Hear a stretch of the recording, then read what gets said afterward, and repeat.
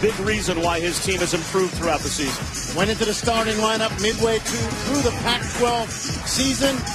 Sun Devils won 9 of their last 14 conference games. The winner of our game advances in the Richmond quadrant to possibly take on the Spiders, as their game with St. Francis Brooklyn starts about a half hour from now over on ESPN3. Alabama and Miami, both winners in their opening round games last night. They advance, and they will meet in round number 2 of the NIT.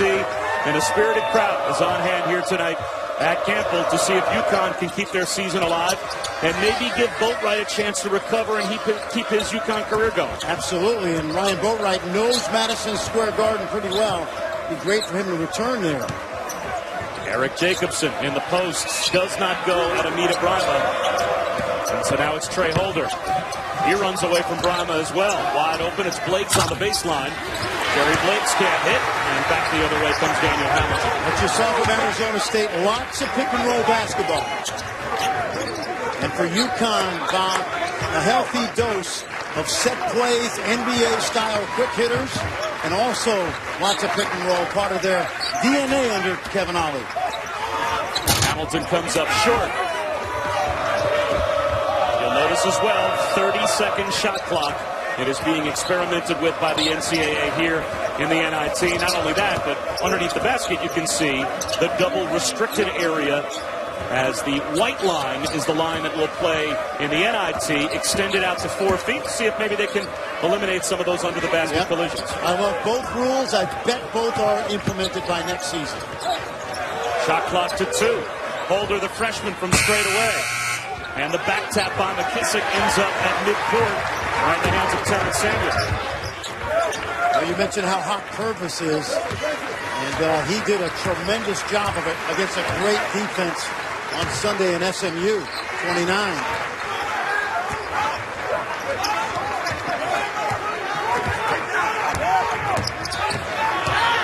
Samuel fumbles it, facing a double team. Purvis stepped on the sideline, and we're still scoreless about 2 minutes in. What effect do you think 5 seconds left on the shot clock could have in the college game? Coaches that do a great job coaching offense will have absolutely no issue with it. Coaches who don't, they're going to struggle to score, just like coaches do with the 35-second clock. And I love the restricted arc being extended, because the more collisions away from the basket, the more teams will not stick their bodies in there on the defensive end. A little rainbow fadeaway by Eric Jacobson over Brima breaks the ice. We talked to Herb Sendek, Bob, before the game. Jacobson's gotten a lot better. Remember, he spent 2 years backing up Jordan Baczynski, the all-time leading shot blocker in the Pac-12. Brima can't hit. Here comes McKissic. He lobs it, and caught underneath the basket, and unable to gather the save on Goodman. Hamilton for 3. Yes, rattles it home, and now UConn's on the board. That young man playing with a heavy heart. His grandmother passed away earlier this week. He arrived home this morning to Stores here and is ready to play. Made a number of trips back and forth, coast to coast, to see his grandmother. Holder finds Jacobson. That's short. Brima is a terrific shot blocker. Jacobson's got to get to his body. Hamilton in rhythm. Way short. Jacobson has the rebound. Holder, a little shake and bake drive. Kicks it out to the wing. All movement sets up Jacobson, who spins on Brima.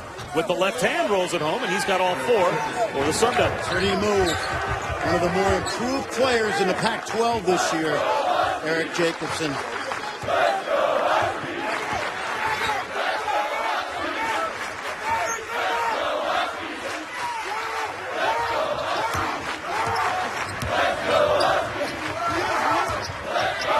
Shot clock under 10. Ball movement sets up Samuel. He kicks it to Purvis. Wide open 3. And sit down. You know what? Low clock, great ball movement. One guy passed up a good shot for a great shot. Don't see any issues with that clock if you have an organized game plan. As disorganized as I often am. Last night I mentioned this to Dan Dockich while we were calling the pit game. It was amazing how often it seemed just when you do so many games with a 35-second shot clock, you would look up at the clock during the game and realize it was under 10 as Holder misses everything. Goodman inside, banks it home, and that ties the game at 6. Yeah, that's what Goodman does. A young man that is from Philadelphia, spent his first year at UNLV, junior college for a year where he did not play. So he's got two more good years left after this. Well, we'll get into the whole shot clock strategy because, you know, it's similar to the FIBA rule that I'm fairly familiar with. Nice move by Nolan. Philip Nolan puts UConn back on top. Remember, Philip Nolan started all 6 games a year ago in the NCAA tournament, including the championship game.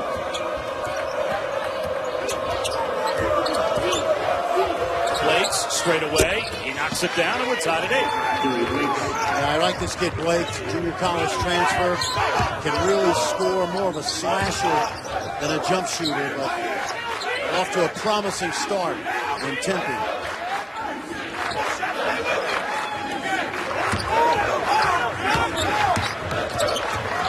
Purvis at the free throw line, pulled the string, but there's Nolan unmolested at the rim.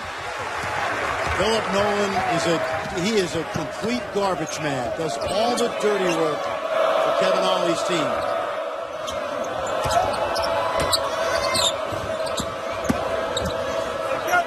Lakes gets shut down by Brima. Back outside to Jacobson.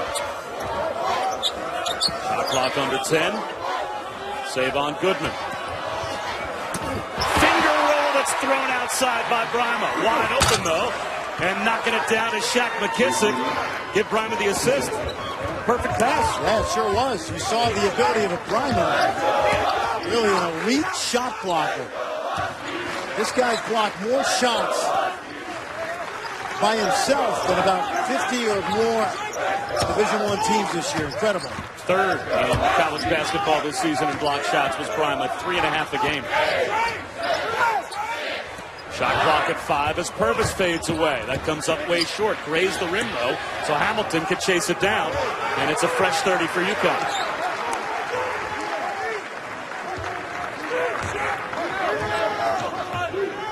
It's a hockey game. The clock hasn't stopped. Just hop over the boards and keep on playing. I love the pace. Brima in the post. Fade away. Comes up short. Here comes Shaq McKissic. McKissic will attack. That's pinned up against the glass and rolls off the rim. Here comes Purvis the other way. 1-on-2. He's not stopping. Banks it home. Well, Rodney Purvis continuing how he ended his season, showing you some offensive explosiveness. He started off his career very slowly for UConn early in the year. Blakes hits a 3. And that puts the Sun Devils right back on top. One of the many Los Angeles players that have come through Arizona State, including a guy named James Harden, who played for Herb Sendek, who's having a pretty good NBA career. He's not bad. Not bad. He's got a promising future. That's our expert opinion. Nolan, short. Here comes Jerry Blakes. McKissic, toe on the line. That's a long 2, in and out. Brima taps it right back to McKissic. We had a TV timeout yet from the under 16? We haven't had a foul yet. Wow. I love this shot clock. That's what I told you. It's a hockey game. Just hop over the boards, make a line change, keep playing.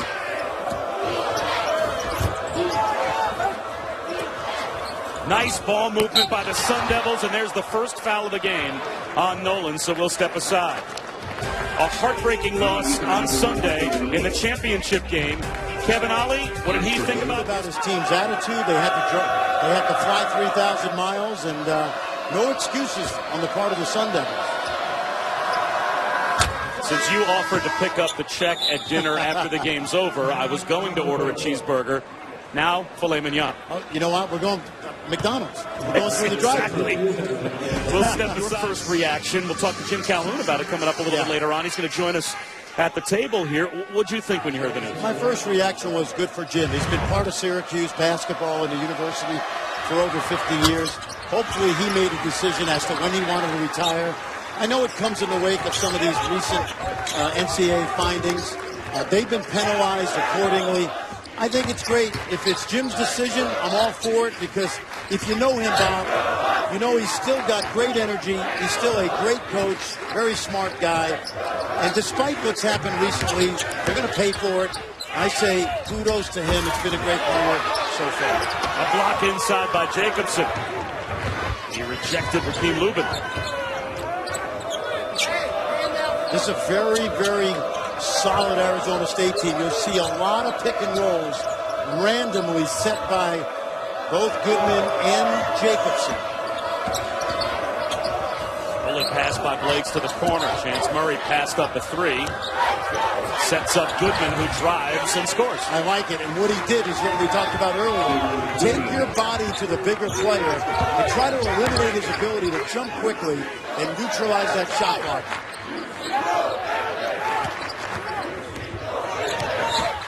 Purvis to the wing to Omar Calhoun. And a reset for UConn with 11 to shoot. Calhoun could really use this NIT to regain that confidence he had a couple of years ago. Wild pass by Samuel out to Purvis. Sets up Calhoun. Forces one. It's an air ball. And back the other way comes Arizona State. UConn playing without Ryan Boatwright, the #1 scorer this year in the AAC. So there might be some times where they'd struggle to find offense. Here's a 2-on-1. Calhoun slides in. Count the basket. A chance for a three-point play for Omar Calhoun. Hard to tell which restricted arc the defender was in, but he certainly was inside the arc. And I'm going to like this new rule next year because the defender, let's take a look now. Now, they got him for sliding. They got him for sliding under, even though he was outside the arc. But I like the idea of moving that arc away from the basket because it makes the defender to think twice when they step in there like that.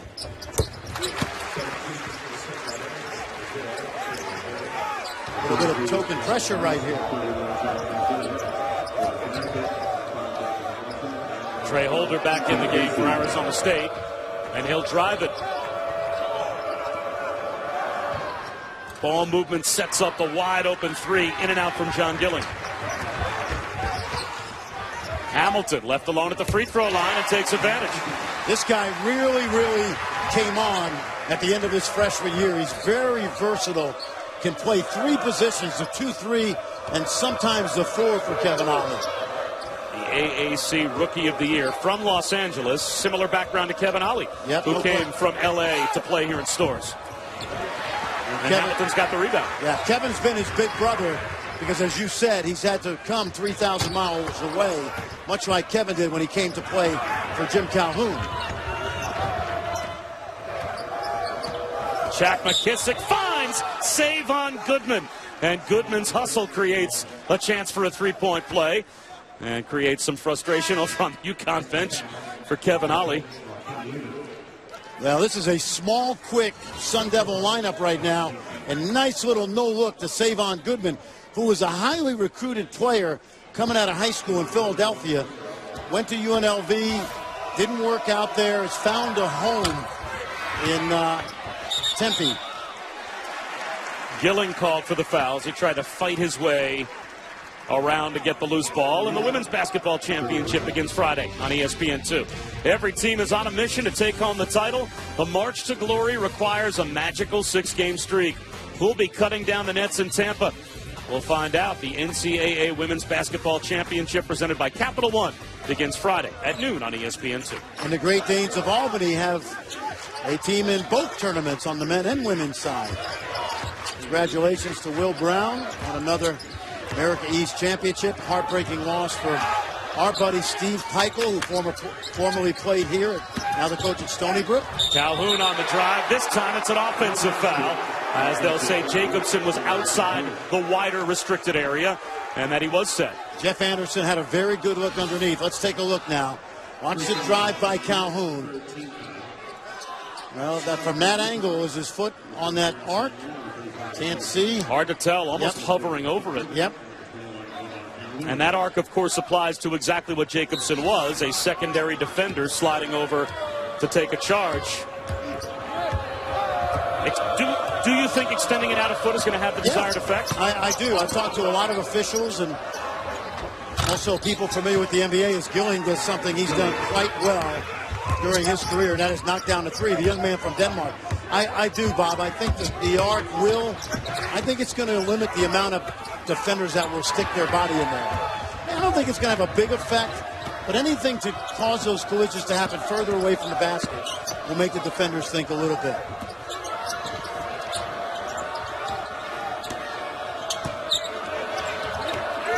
Jacobson in the post. Looks to unload it outside, but it was knocked away by Kenton Facey. The lob and the finish. Facey makes the defensive end at one play at one end and gets the flush at the other. And you see the versatility of Daniel Hamilton. His ability to score, handle the ball, rebound. That time a great lob pass, easy basket. Holder at the free throw line, way off the mark. Yep, and they went under the ball screen there. Something that UConn doesn't do very often unless you are a guard that cannot shoot it. Hurwitz crosses over, flips it with the left hand, and Bo Barnes corrals it to the Sun Devils.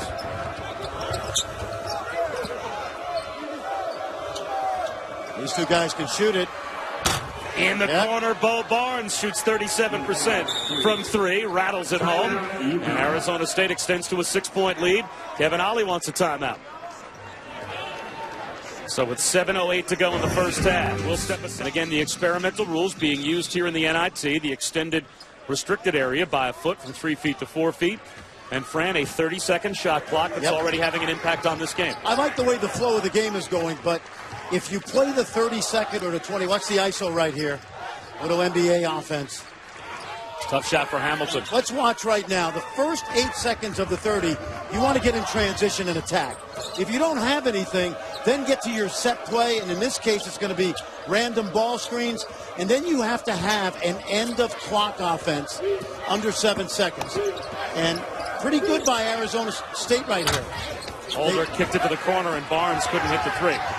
You know, I heard Dan Dockage last night talk about North Carolina, Kansas transition offense. A lot of teams who run transition offense, that's their half-court offense being run from the full court. You have to have good flow into your half-court offense with the lower clock. Hurwitz straight away for 3. Short.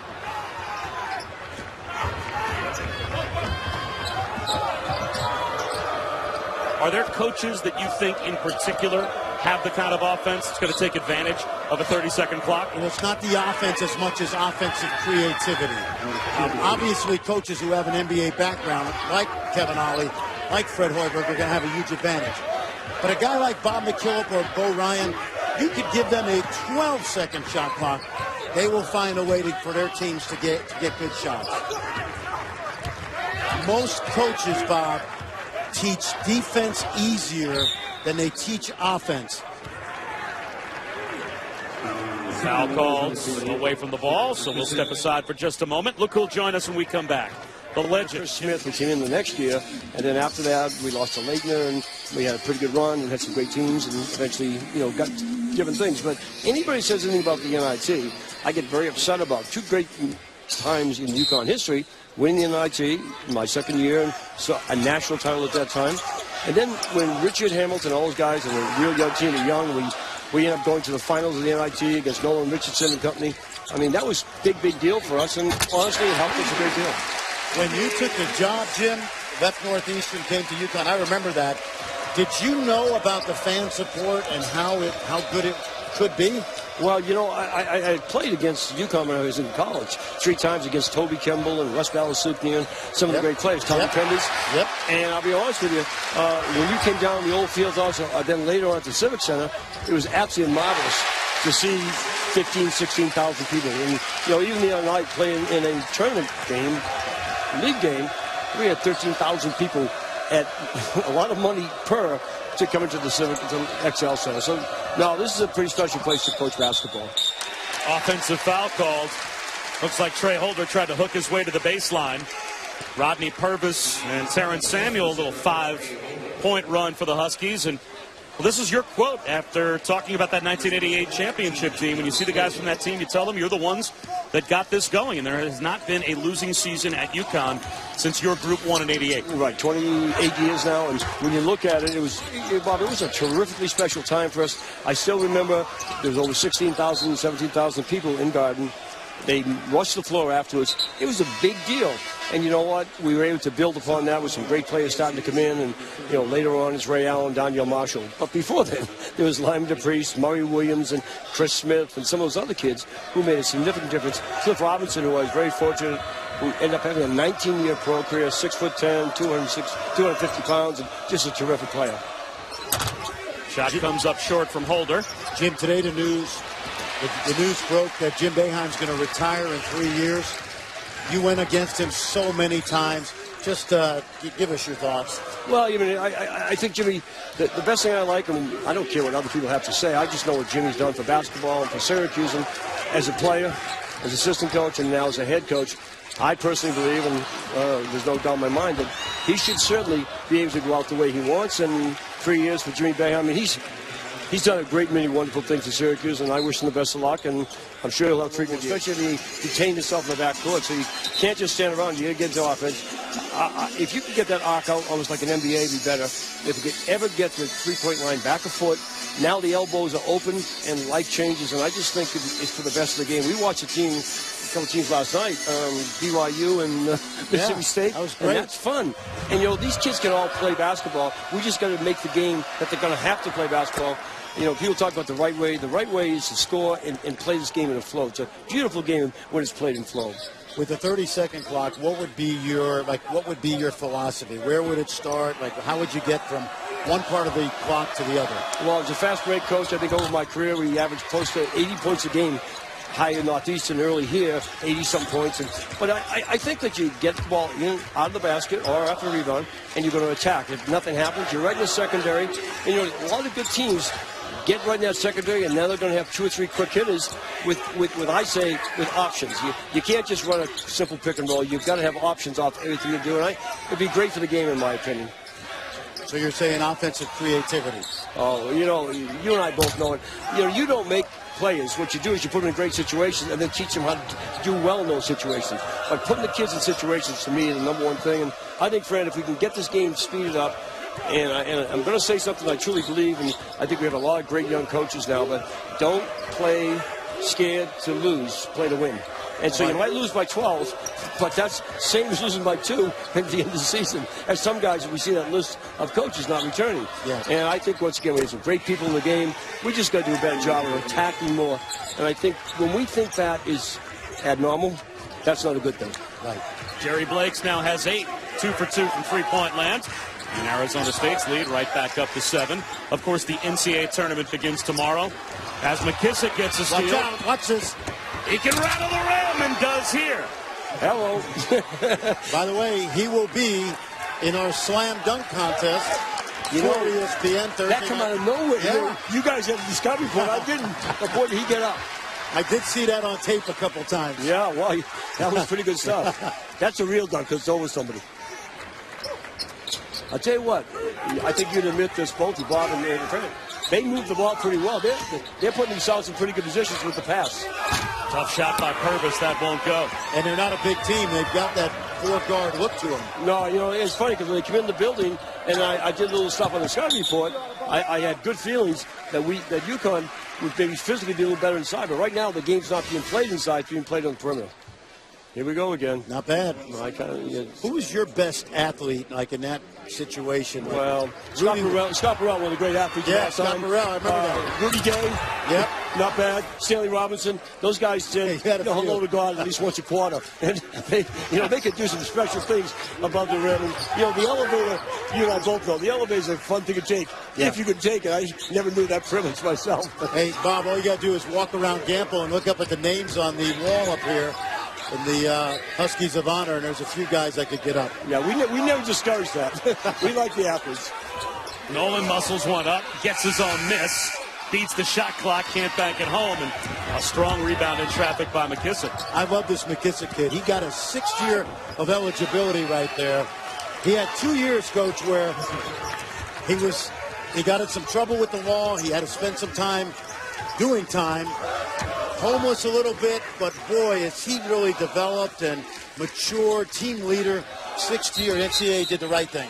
Yeah, and I've said 1,000 times over that there is a college for almost everybody. Not necessarily basketball, but I think you're right, Fran. So many people can benefit from educationally, socially. I'd say even osmosis, being around the camp, but being around discipline, having to be on time for things. And for a kid like him, it's a pretty special thing. And that's, all of us are tied to the game because of those kind of reasons. You started that way, New York kid, I'm a Boston kid, and we know what the game did for us, and that's a great story. At 18 years old, Shaq McKissic signed to play junior college basketball, Northern Idaho, and then gets convicted of attempted burglary. Fran, as you mentioned, makes the mistake, spends 3 months in jail, gets out of prison. His best friend is shot and killed. His mother's in a domestic dispute with his stepfather. She leaves Seattle, where he had called home, ends up living with a friend. They get evicted from their apartment. He's trying to pay to go to junior college because he's on probation and can't leave town. Ends up sleeping in his car, fights his way through all of that, and gets a scholarship to go play at Arizona State, gets a 6th year from the NCAA, and now he has a chance to graduate and get a degree. And that's when we talk about student athletes, one little thing, I always try to approach it that way. I really believed that it was a celebration on a great season for us, and let's do some damage. I wish I would have talked to you before a couple of my appearances. You have the perfect attitude. Omar Calhoun loses it to McKissic. They should hold for one here, and I think they will. By the way, I haven't seen him either except once on tape before he got here today, and you're 100% right. They are really a good offensive team. They aren't very big, but they kind of know what they are, which is the most important thing in basketball. Exactly. If you know what you are, you're a good team. McKissic's going to have to try and beat the halftime timer. Can't do it, but it's still a 13-point lead at the break for Arizona State. Jim Calhoun, thanks so much for giving us as much time as you did. Well, I enjoyed it, guys. Let's have a great second half. We should. It's great pace to the first half. 50% from 3, 5 for 10 in the first half. Only 5 turnovers in the first half as well. So they won really across the board. They deserve this 13-point lead. And we'll find out a little bit about UConn basketball and their toughness here, because they have to climb into this game possession by possession. Where does the offense come from in the second half for UConn without Boatwright? Well, ball movement first, but then it's got to be ball movement to particularly Purvis and Hamilton, the two guys that can go get you buckets. Hamilton in traffic, floats it home, and UConn scores the first points of the second half. Remember, this young man is playing with literally no sleep. He arrived this morning from Los Angeles after being at his grandmother's funeral earlier in the week. 7 now for Hamilton. Blakes gets stuck beneath Brima and has to bring it back outside to Holder. Nice. Underneath, Holder is able to find Jacobson. Yeah, I like this young man, Holder. He's a young guy that's from Los Angeles, played at a high level in high school, and a very solid player.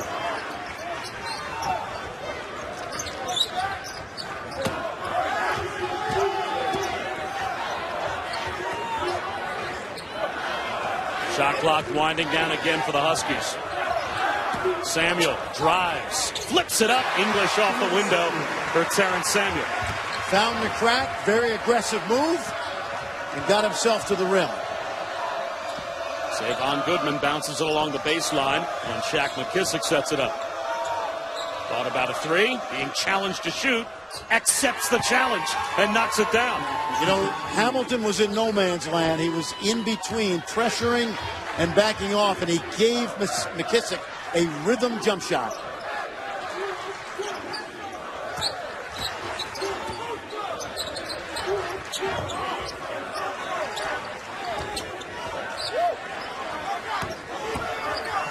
Brima way short. Nolan with a back tap.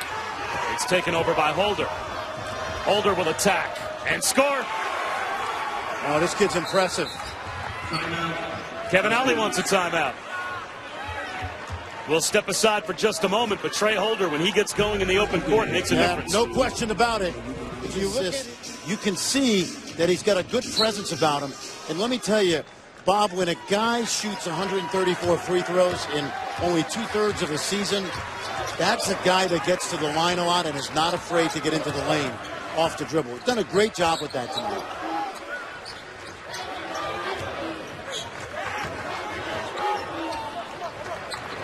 efficiency. On the other hand, UConn has had really limited ability to get to the paint off the dribble.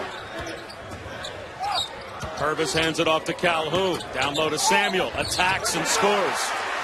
Strong move by Terrence Samuel, a young man from Brooklyn, New York. He is a defensive specialist, but in a different role tonight, replacing Boatwright.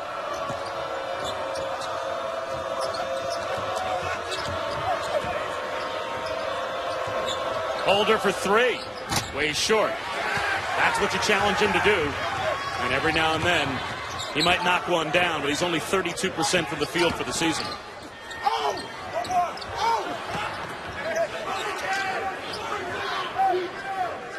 This UConn team looks completely different offensively without Ryan Boatwright. Well, they have a guy that when the clock runs down, and Boatwright can always get you a shot. And this is more of a laboring effort tonight. Purvis is going to have to force one up. A little jump stop. The floater goes with one on the shot clock for Rodney Purvis. I think if you can space the floor for him and create some driving lanes, there's no doubt Rodney Purvis can do what he's done down the stretch of the season, and that is score points. Savon Goodman sets up Jerry Blades. That's off the mark. Goodman the offensive rebound and is able to force one back to McKissic. A fresh 30 for the Sun Devils. Goodman has a nose for the ball. Only 6'6", but he plays big, obviously. Loves the rebound. Eric Jacobson that time played small. The big guy put the ball down where the guards could swipe at it. And the turnover creates a foul at the other end for UConn. And they definitely need this guy. A team in UConn, Fran, that probably is about the same type of favorite on the women's side that Kentucky is on the men's side. Yeah, it's amazing. And maybe more so even just another great year for UConn. You know, Baylor's going to play Saturday night. Nina Davis, a great sophomore Big 12 player of the year. You'll love watching her play. She scores buckets. Offensive foul called on Terrence Samuel. You know, one of the things coaches will have to do with the lower shot clock is they're going to have to play what I call 7-second games. You give your team the ball with 7 seconds, and it's in scrimmage situations. And you say, okay, you got 7 seconds, put the clock at 7, go get us a good shot. And you're going to have to develop a strategy for end of shot clock situations if you're wise.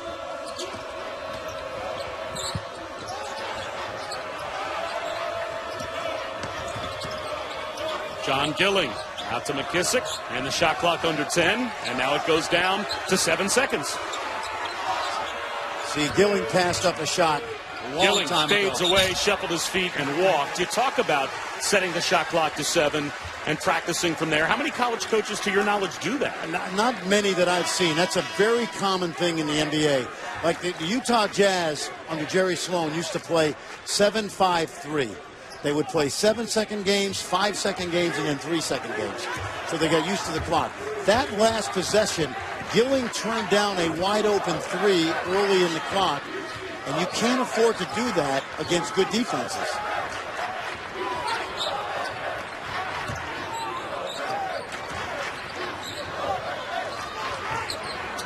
Anton Facey tosses into the backcourt. It was deflected. Calhoun retrieves it, but now only 5 to shoot. Calhoun will drive. Comes up short. Here comes Shaq McKissic the other way. Numbers for Arizona State. Shovels one off, but a great job by Rodney Purvis to get the steal, getting back on defense. Purvis wide open. No good. And I don't mind that shot at all. You move the ball, you get Purvis a wide open look. I say, why not? Look at that. Holder off to Goodman. Goodman is an animal. This kid, I watched him in high school. Top 60 player, maybe.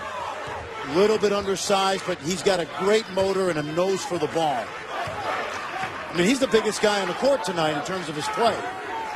And 4 assists now for Trey Holder. He averaged 4.2 assists in Pac-12 play, which was 5th best in the conference. Nolan can't hit, and boy, there's nothing going down for UConn offensively. Watch how Arizona State utilizes the ball screen, but you'll usually see good side-to-side movement.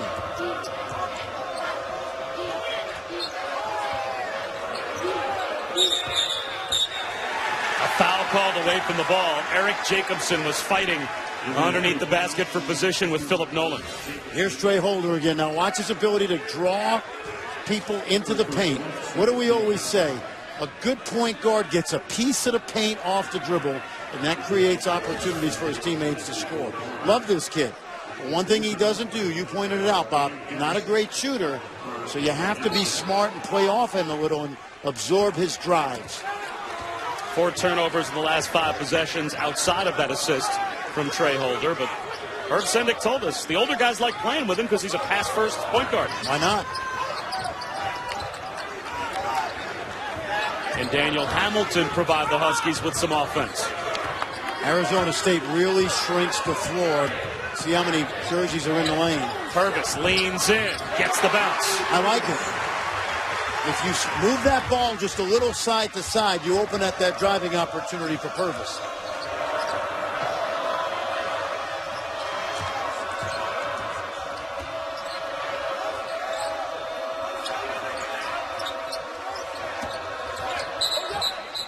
Goodman fouled. A reach in on Daniel Hamilton. Let's go back to Purvis. Yep, exactly. Watch the little hesitation move.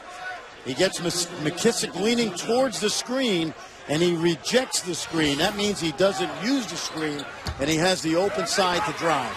Goodman, an offensive rebound, and a foul called on a reach-in. It looks like that will go against the walk-on Dan Guest, the transfer from GW, who was getting an opportunity to play. Again, the trickle-down of Ryan Boatwright not being able to play tonight with the shoulder injury.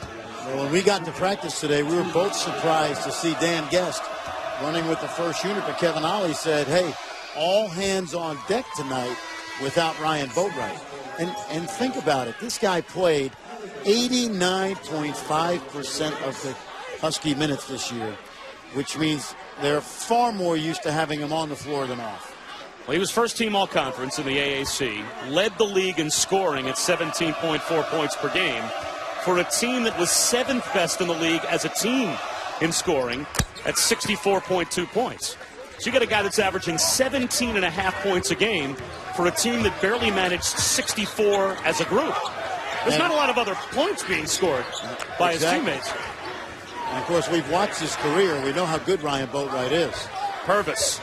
A floater goes down. Rodney Purvis starts to heat up a bit, and the lead down to 12. Yeah, that's good recognition by Purvis. He saw the driving lane, put it immediately on the floor.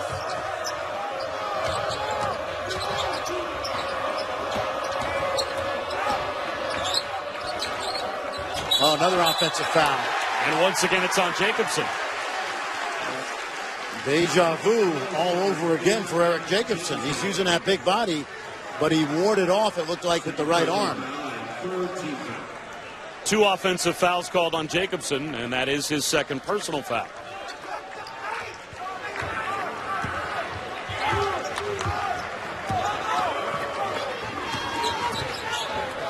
Hamilton for 3. Got it. Yep. You know why he got that shot? Because Purvis has been driving it, and Hamilton's man had to help, and he didn't recover in time. Herb Sendek sensing that the crowd's starting to become a factor as the Huskies get the lead down to single digits, calls a timeout. Eastern. For more information on tournament game times and listings, go to ncaa.com. Trey Holder lost his balance. He can't get back up, and as a result, it's a turnover. Freshman mistake. If he really wanted that possession, he should have held on to the ball. I thought of Sean Miller. We were with him out at Utah a couple weeks ago, and he said, hey, our last 9 losses, they stormed the floor. And it just goes to show you when you get stormed like that, see, people have a lot of respect for your program. It means you win a lot of games. Now, could there be a bigger sign of respect? Nolan simply lost the ball. Remember, Nolan has already doubled his career high, and his season high. And it happened in the first couple minutes of the game. He got 2 baskets, 4 points. That time just a ball slipped out of his hands. I like the way UConn has responded, and now they need some stops. They come out of the locker room at halftime with more intensity. Oh, nice. Behind the back pass, and a chance for a three-point play for Eric Jacobson. But what a find it was for Savon Goodman. That's great ability to just always catch post players and look to the middle of the floor. See how he looks to the middle right there? He's able to see about 80% of the floor when you look middle, and he finds Jacobson. Really well done. Second foul on Dan Guest to bump Jacobson. And he finishes off the three-point play. And just like that, the lead back up to double digits.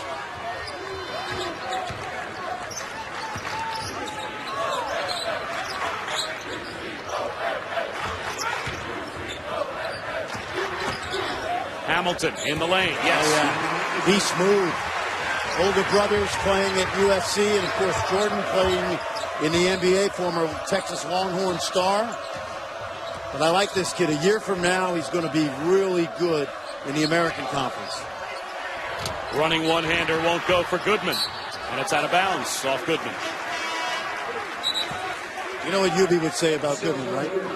Now, come on, you love this kid because he's going to give you 11 and 7 every night and score in the painted area. I was hoping Yubi would show up. Okay, he's the perfect guy. He's a Yubi guy.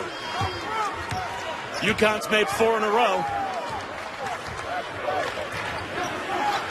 And in spite of scoring on 4 straight trips, still trailing by 10.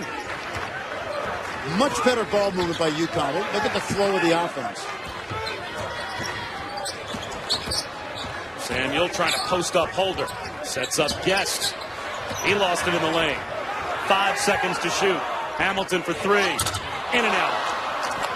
What did Kevin Ollie tell Daniel Guest today? Just don't turn it over. A takeaway by Purvis. And here is Purvis to finish it at the other end off the feed from Samuel. I think Herb Sendek wanted a foul on that play. Purvis, he took it right out of the player's hands. Did he make any contact?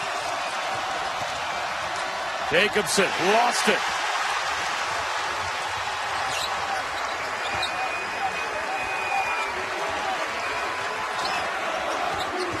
Hamilton spins in the lane. Lobs it up to the rim for the flush by Nolan.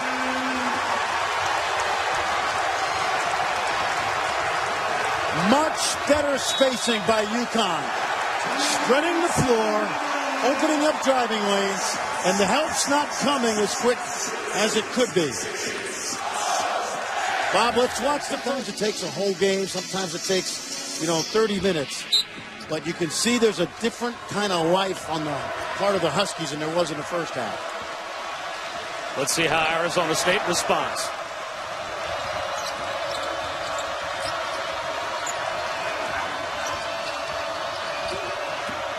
Shaq McKissic leans in and scores. Wow. I'm not sure he's able to find the hoop with his eyes, but he softly threw that in. And I mean, he threw it in. Samuel leaves one underneath. Post moves from Nolan. And it's out of bounds. It stays with UConn.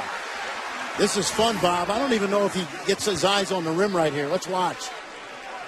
Oh, he does. It's good concentration. Makes a really tough shot. We've been impressed with this young man, Shaq McKissic.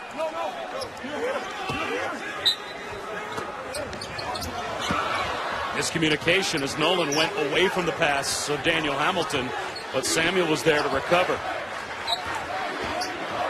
So shoot.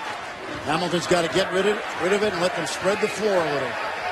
Purvis with 5 to shoot. Lost the dribble. He's going to have to just toss one up. Good defense. Shot clock violation. Richmond and St. Francis Brooklyn going on right now. Richmond with an 11-point lead at halftime against St. Francis. And the winner of these 2 games advanced to Sunday. And they will meet in round 2 of the NIT.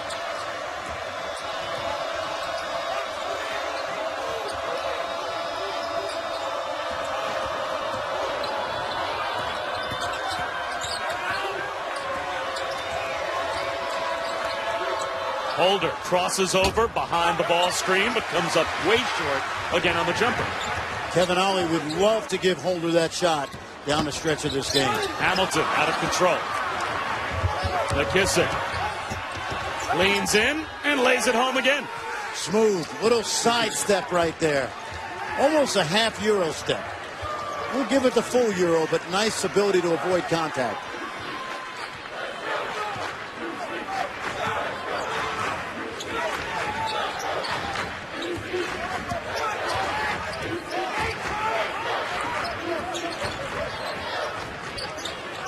Nolan wide open. He'll try it and knock it down. He's got 8.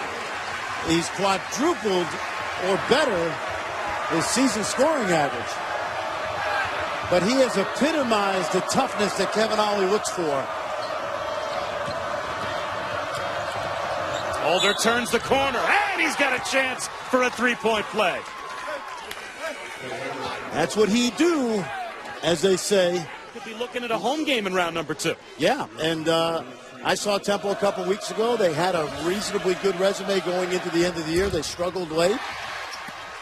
And I've seen it so many times. I know you were talking to Danny D last night, and maybe every kid from Indiana gets up for every single game. You know, I don't know. I know how much they love their hoop, but the reality is sometimes not getting in the tournament, it's a crusher. It really is, and it takes, some motivation to get yourself ready. I've seen it so many times. San Diego State got to New York. Hanging and hitting with the left hand. Terrence Samuel, was that an athletic move? Now, if you're UConn, can you rally in time? Because they've started this run in the second half. In Arizona State, it's been pretty, boy, there was something there. That had to be a block call. Purvis up to Hamilton.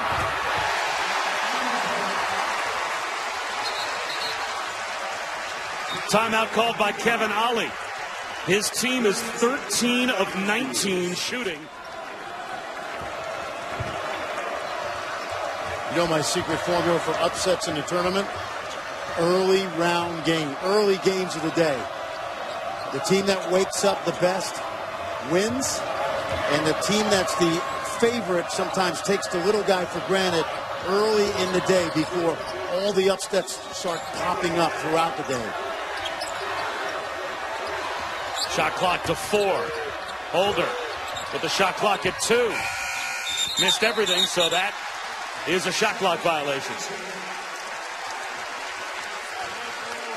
That's one of those situations where by the time Holder made his move with 4, now they were in a late clock situation. He's got to recognize that a little bit earlier.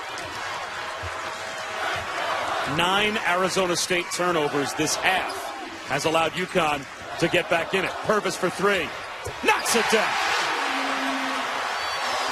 Great set play. They dribble the ball baseline. The defense reacts to it. And then Purvis gets a screen behind the ball. Excellent execution.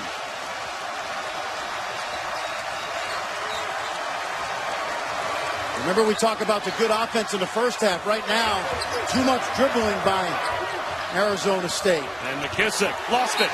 Yep. Dribbled his way into another ASU turnover. Watch the dribble away. You see Samuels is going away, but that's a decoy. That's called misdirection. Take the ball one way and bring it back the other way. You see Ryan Boatwright liking that. A 16-point Arizona State lead has been cut down to 3. Under 5 minutes to go.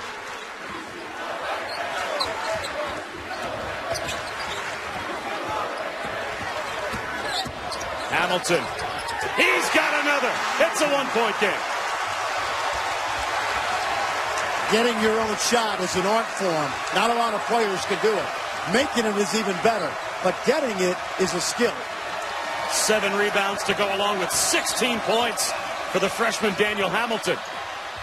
That bank shot won't go inside for Goodman, but the second effort does. How about that energy and motor?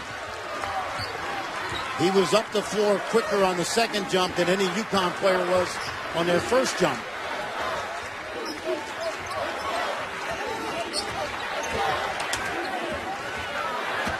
Hamilton attacks again. A little too strong. Knocked out of bounds. It looked like Omar Calhoun thought it was off McKissic, but they say it was off of Omar Calhoun. So Arizona State still holding on to a 3-point Who lead. do we say they go to? Purvis and Hamilton, and that's what Kevin Ollie has done. Arizona State, on the other hand, Bob, they got to remember, they have a 3-point lead and the ball on the road. So they need to go back to playing with the ball movement and guile and intelligence they did for 20 minutes when I thought they were outstanding.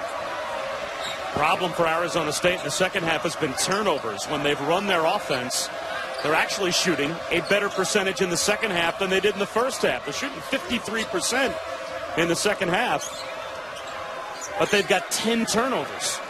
Shot clock down to 5. Leaning in is Goodman. No good. Now that was a stagnant possession right there. They tried to get Goodman in the middle of the floor, but too many white jerseys.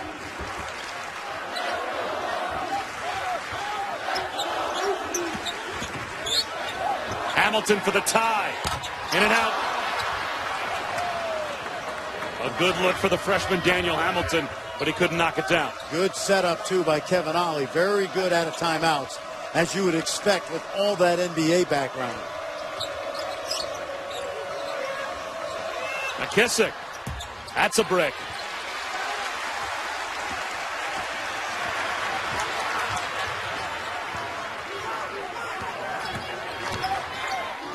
Hamilton finds the cutter. Samuel to the corner. Calhoun. He knocks it down. Deadlocked at 59. Heady play by Samuel, who is going to his feet. And what a confidence booster for Omar Calhoun.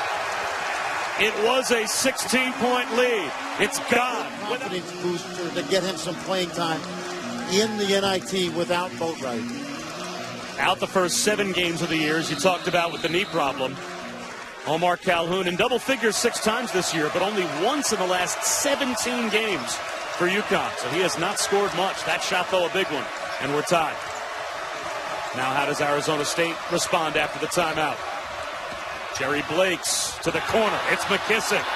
They responded pretty well. And that was set up by Blakes' ability to just drive it in the lane. Good kick out. Nice crossover by Samuel.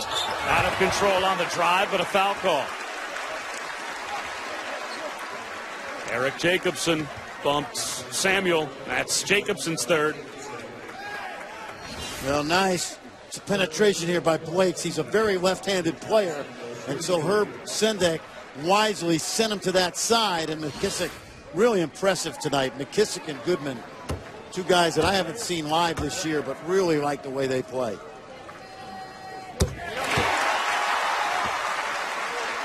UConn is now 2 for 2 at the line. That's not a lot of trips to make for a home team. And we have not had that many fouls called. Obviously, that's indicative of the lack of free throw opportunities.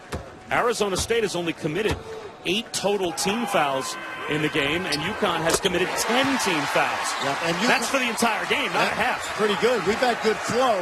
UConn does not have a post presence to pick up a lot of fouls in terms of their offensive end. Rodney Purvis called for hand-checking Jerry Blakes. That's team foul number 6 on UConn, so that means they're out of fouls to give now. It'll be Arizona State shooting free throws the rest of the way. Did you see where Herb Sendek set that play up for Blakes to go back to that left-hand drive?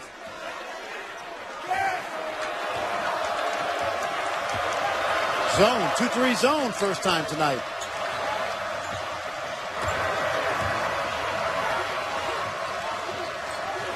There's the other thing about the 30-second clock. You better get to your zone sets quickly. McKissic with the left hand. Did he explode to the rim? Miscalculation by Kevin Ollie changed the defense. First time in 38 minutes. And Arizona State takes advantage, and he is not happy. 20 points now for Shaq McKissic.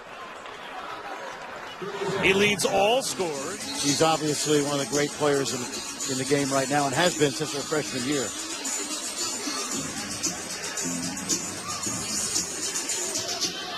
Still a 1-possession game. And Arizona State also still has 2 fouls to give. How do they use them in the last minute and 22 seconds? Yeah, I would not even bring it up with my team right now and just let them play hard. Oh, Calhoun left alone. A little too strong.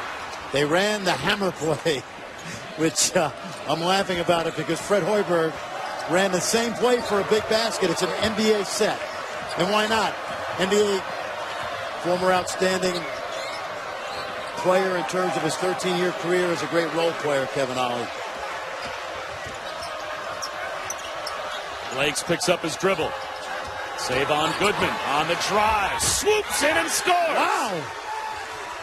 You know, he's from Philadelphia. He must have watched old videos of a guy named Dr. J right there. Hamilton off the mark. Tracks down his own miss, though, and taps it to Samuel. Here's Purvis trying to force one up. Great hands by Blakes. Took it away. McKissic rolls off the rim. But Shaq McKissic back to the line to shoot two with Arizona State in control now, up 5. Well, watch this. Watch this swoop right here. Watch the one-hand swoop across the lane. Woo! Tell you, Savon Goodman, impressive. Only a sophomore. Looked like the kind of move we used to make in the bedroom when we had the Nerf ball. I did. Basket hanging from the bedroom door. I mean, that's the only size ball I could do that with. I used to be Dr. J back in the day. My Nerf basket was about 7 feet high. I don't know about yours. But... And you were able to brush the underside of the net? Exactly. Free throws from McKissic extend the lead, and now UConn has to score in a hurry.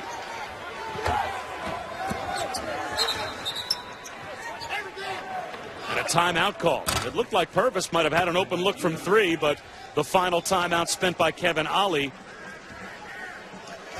It's a 22-point night.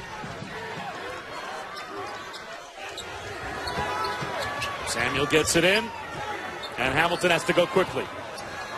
Down to 22 seconds to go. Purvis 4-3. Hit the backboard first. Long rebound to Savon Goodman, and that should do it. It looks like UConn is waving the white flag. And a timeout called by Herb Sendek, maybe to empty his bench. He's going to get a chance to play at the next level, certainly. But he averaged double digits all 4 years here at UConn. Top 10 in points and assists. The 8th highest scoring player in UConn history, and the 9th highest assist getter in UConn history. A 16-point lead for Arizona State was erased by UConn, but the Sun Devils took the punch frame, counterpunched, and they get a road win here in the NIT, and they advance as Herb Sendek's team continues to play basketball, and that is going to end the career for Ryan Boatwright officially.